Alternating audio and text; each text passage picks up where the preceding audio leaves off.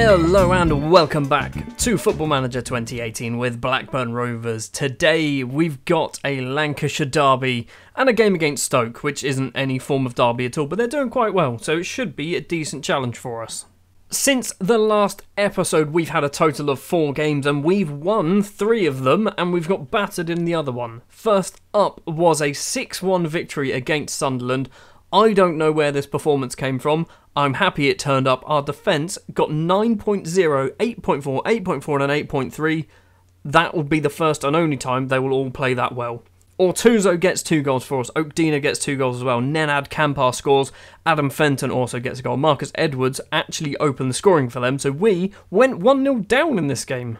Then up against Leicester, as I said, we got battered. Alfie Bentley scores 2 goals for them. Omar Cano scores 2 goals as well. We were 3-0 down after 13 minutes. They scored their 4th in the 33rd minute. We were just shocking this game. There was no two ways about it. We were absolutely terrible. Which meant for the Tottenham game, I changed our formation a bit. We'll come on to that in a second once we play the Burnley game and you'll see what formation I went for. We ended up beating Tottenham 4-2, Ortuzzo with 2 goals, Paul Oakdina with a goal, and Emre Can scores his first goal for the club from the penalty spot on 70 minutes. Nani Diamata and Harry Kane were the goals for Tottenham. 3 points in the bag away from home, and it was a very good result. 3 more points in the bag, this time up against West Brom. Oakdina and Urukalu with the 2 goals there means that the league table looks something like this. We are sat currently 10th place in the table, right in the middle, 5 wins, 6 defeats. Today, we've got 2 games. If we pick up wins in both, we're going to be pushing on towards our European spots. And realistically, I know I probably shouldn't say this, that's kind of what I want this season. Friday night football then for the Lancashire derby. We are at home for this one, and I think Burnley, they're down to 17th place, they're in woeful form. This should be a comfortable victory for us. The reason why it should be a comfortable victory is because we are reverting to the 5-2-3 Never Wears Prada formation. I've tweaked it slightly. I mean, I've changed the inverted wing-back into a normal wing-back on the left-hand side. I don't know why it's an inverted wing-back. I'm probably going to tweak this further as well as the game goes, or as the season goes on. I'm planning on using this formation this season because I want to see how well it goes. We've got 3 complete forwards, 3 very competent complete forwards in Kampar, Ortuzzo and Paul Oakdina. We've also got Dimmy down here who I think, yep, he's also a complete forward. So we've got 4 complete forwards. We've got a lot of options up front, although I haven't put any on the bench. I need to fix that. I'm a complete idiot and I didn't actually go through the starting 11, did I? In goal is David Belt. Back 3 of Maho, Urukalu and Stevkovic.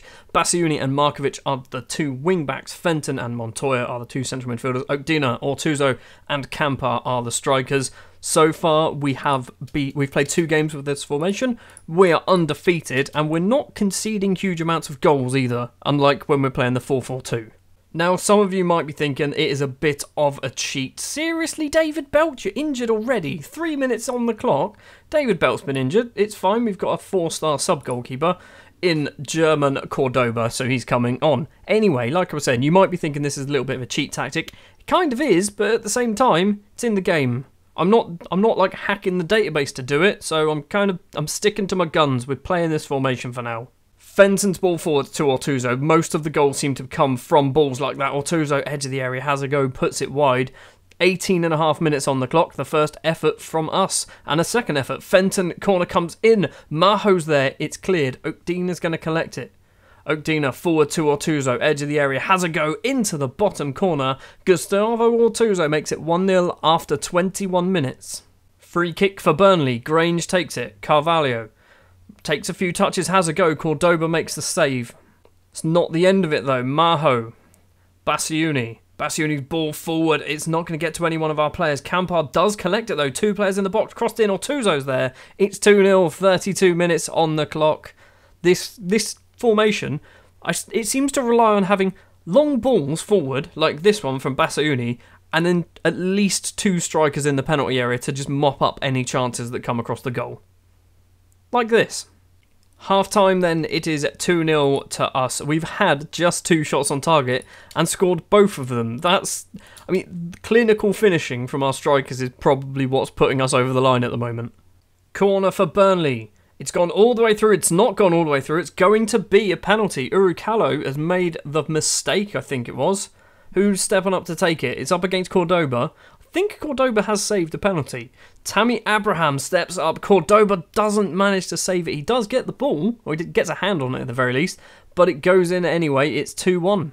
I'd like to get a third goal. I think a third goal right now would be really helpful, although as a side we're not doing massively very well at all. Stevkovic with a corner, plays all the way out to Fenton. Fenton takes a touch, crosses it inside to Ortuzzo. 5 players in the box. Fenton forward to Urucalo, who's been tackled. Montoya is there. Dennis Montoya, the Costa Rican midfielder, has made it 3-1. I was checking earlier.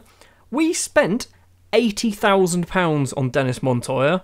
We have got our money back from this player countless times over now. He has been probably one of the best signings of the save so far. Going to do a sub as well. We're going to bring off Paul Oakdina for Dimmy. Emre Can wants some games, and I don't really have any options, so he's going to play left back. He's an influential player who wants football, so let's stick him at left back. He'll be fine, he's good enough. Speak of the devil, takes a throw on towards Dimmy. Dimmy back to Can, forward, not the best pass. Tammy Abraham, the goal scorer for Burnley. This man's name, Mershi Gui? Emre Can tackles him though. Dimmy on the halfway line, across to Nenad Kampar, runs into the area. He should make it 4. He does make it 4. There's 15 minutes left to play. We are looking like we are long gone away from Burnley now, and it looks like we're going to pick up 3 points. Although there is a highlight straight away after the goal. Arce, or Ars. Marakaguchi crosses it in. Abraham's there. Cordoba makes a save. Marakaguchi's not his name. I have no idea what his name is, but it's not that. I've just realised we've done all of our subs. Good job, I didn't want to do any more. Cross comes in, Silva is there. Felipe Silva has made it 4-2, but it's probably too little too late. We've got a minute and a half of normal time plus injury time to go. Markovic with a free kick for us this time. He's gone for goal, and it's straight at the keeper. The keeper throws it out to the halfway line. Stevkovic collects, ball forward to Kampar. Kampar controls it. Can he cross it in? He can. Ortuzzo's there. Gustavo Ortuzzo makes it 5-2. This is what I mean by this formation can be somewhat cheaty, because I'm battering Burnley. They're not the best side, but I don't think we've played well enough to score 5. Corner for Stevkovic. Is this the final highlight? It's in the back of the net, but Maheo actually handballed it. I got very confused then. We scored, but it was a handball. Full time then, it is a 5-2 victory. Nice and comfortable, although, I say comfortable, it wasn't. They had 20 shots, 10 on target. German Cordoba kept us in this game. David Belt has broken his arm, so he's going to go off and see a specialist. Ortuzzo has... Well, he scored a hat-trick. Didn't realise he scored a hat-trick. League table-wise, we've moved up to 6th place, but we are the only team, us and Burnley, to have played 12 games. If we look at this, and we sort by goals for, we are the top-scoring team in the league. And that has happened before I started playing this formation. We basically got to the top-scoring team in the league after the Sunderland game. You'll also notice... We've got the worst defence in the league, so we're hopefully going to clear that up. We're at least positive now on the goal difference. Welcome to match 2 of the episode, up against Stoke, who are sat 6th place. They're on excellent form, similar to us. We're on strong form. We have lost the game in the middle, which was our destruction against Leicester City. If we beat Stoke today, we will guarantee we'll move above Stoke actually on goal difference for sure, although we are relying on all the other results around us to go our way in order to actually move up any further in the table. The starting lineup for the Blackburn versus Stoke game is going to be German Cordoba in goal. We've got no sub-goalkeeper now, and we won't have one for about 4 or 5 weeks because I don't really have any decent youth goalkeepers. Cordoba's in goal. Maheo, Urucalo and Stevkovic are the back 3. Bassiuni and Steve Simpson are going to be the wing-backs today. Fenton and Stakic are the 2 central midfielders. Oakdina, Ortuzzo and Kampar are the 2 strikers. Dennis Montoya has been dropped to the bench more because Frank Stakic has been promised that he's going to get some first-team football. So, you know what? We're playing Stoke. Let's give him a game. Nice, exciting 4-4-2 formation for Stoke. They've only got, considering how far into the game we are, they've still got a hell of a lot of real players. Jack Butland, Timon, Christensen, Jedvaj, Kovacic and Sisto are all obviously real players, as we can tell because they've got real faces. With this formation, I can see us actually qualifying for some form of European competition this season. And if that is the case, what I'm going to try and do is I'm going to try and start properly producing youth players. Like, I've been producing youth players, but I'm going to start properly hammering out some really good youth players. trying to set up some feeder clubs, things like that, to actually loan them out to get them first team football in a decent league. Because quite a lot of them at the moment end up just finding football in the Championship. I'm thinking this is a real highlight. Campar's running down the right-hand side, crossed in, Ortuzo's there. It is a real highlight. 44 seconds on the clock. Gustavo Ortuzo has made it 1-0 against Stoke. We've moved up to 6th. 3 minutes on the clock, and we've got another highlight. Basayuni, Fenton, Oakdina forward to Ortuzo. Ortuzo to Campar. Campar in the area has a go, makes it 2-0. 3 minutes on the clock. 13th minute, throw on for Stoke. Sisto. Kovacic's had a go. Cordoba makes the save. We are going to have a highlight then, starting from our goalkeeper. Rolls it out to Maheo, which is a questionable thing to do. Stakic. Fenton. Fenton's obviously got the 3 strikers up there. He's also got Basayuni on the wing. Plays it forward. Jedvaj gets there first. Gromstad. Gromstad in the middle towards Gomez. Does get it Kovacic. Kovacic being tackled by Fenton. Ortuzo. Campar's got plenty of space if he wants to use him. Ortuzo, though, has gone it alone, you greedy son of a gun. Jack Butland makes a save. Cordoba with a goal kick. Maheo. Maheo to Urucalo. Forward to Fenton. Plenty of players forward, as expected. Ortuzo doesn't get there, but it's come to Frank Stakic, who can't control it. Stevie Simpson really far forward, which is good to see. Oakdina's not going to get there. Christensen does. Clears upfield. It's going to get played back though. Urucalo makes a tackle. Fenton forward to Ortuzo. Doesn't go for a header because for some reason he doesn't like header in the ball. Maybe he's got wonderful hair. Jedvaj heads on. Ortuzo's there. Ortuzo, look at that. That is a ridiculous set of saves. Jack Butland, you deserve a medal for that. You made 3 saves and we still managed to score. Paul Oakdina with the goal. We've moved up to 5th. Jack Butland though, take a bow because that was insane. Ortuzo has an effort, makes 1 save, across to Oakdina, makes another save. Oakdina again on the line, makes a 3rd save, but can't stop the 4th effort. It was unlucky. Jack Butland probably should be England's number 1. I don't know. I have no idea. I've got no real benchmark to put it onto. It's 4-0. Andil Maheo, I think that's his first ever goal for the club. Yes, it is. We're 4-0. We're 26 minutes in. Can you tell there's a lot going on and I'm just rambling at the moment? I'm not used to having this many good highlights. Just before half-time, and there is another highlight. We've got about a minute. Campar's going to get the ball. 3 players in the box, 2 players even. Oakdina's hit the bar. Christensen gets it clear, and that's probably going to lead us into half-time. It sure does. It is 4-0. At what point does it become really, really harsh to just keep scoring goals? I want to say anywhere after 6, and we really should probably stop flogging the dead horse. I don't know whether that's the correct usage of the term flogging a dead horse. I don't think it is. We are just beyond the hour mark in the second half. We've had no highlights so far. I want to do a sub, but I don't really know what. Class Mays? Class Mays is going to come on for Frank Stakic. We're going to swap you 2 over. I don't know whether it's a good idea. Why can you play there? Have I been training you as a Mazzala at some point? Maybe Lille did it. I don't know. I'm also going to bring on Dimmy for Paul Oakdina. Oakdina's kind of the player that always gets sacrificed, but he's also only like 20 or 19 years old at the moment, so I feel like he shouldn't play 90 minutes every week. Sisto with the corner for Stoke, first highlight of the second half. Urucalo heads it clear, Dimmy collects, forward to Campar. Campar's got Ortuzo to his right, or he can run it alone. He's running it alone, he's going out wide, there's 4 players in the box if he can cross it in. Class Mays is one of them, and Class Mays has made it 5-0. I have to admit, I do quite like just destroying teams. So far, this is our best performance using this formation, I think. Fenton with the ball.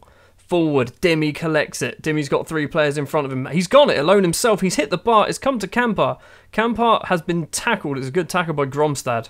Gromstad's now going to kick it clear. And are they going to actually get an attack? No, they're not. It's intercepted. Stevkovic has the ball. Stevkovic ball forward, doesn't find Stevie Simpson. Maybe they will get an attack. Pientranera, Rodriguez, across to Pion Sisto. Plenty of Blackburn players in the box. Crossed in, Urucalo heads it clear. Class Mays collects. Long ball upfield. Nenad Campar's going to run onto it. He is considered a pacey striker. It is going to be a penalty. Dimmy's going to step up to take it. I can see it at the top there. Gromstad is lucky to get away with not even a book in there. Dimmy steps up to make it 6-0 against Stoke, and he's straight at the keeper, Jack Butland, who's probably going to get Stoke's man of the match. Mays with a free kick towards Basayuni, but he doesn't get it. Maheo, the centre-back, forward to Basayuni. He's been tackled. Boggers. Probably Boggers. There's one G. It's Boggers. Boggers running down the right-hand side. Crossed in. Stevie Simpson heads it clear. Only as far as Josh Timmon. Forward to Carosi. Crossed in again. Rodriguez is there. It's well wide of the post. It stays 5-0. Into injury time, and we are just going to bring on someone for the sake of bringing someone on. Stevie Simpson's coming off. Markovic is coming on.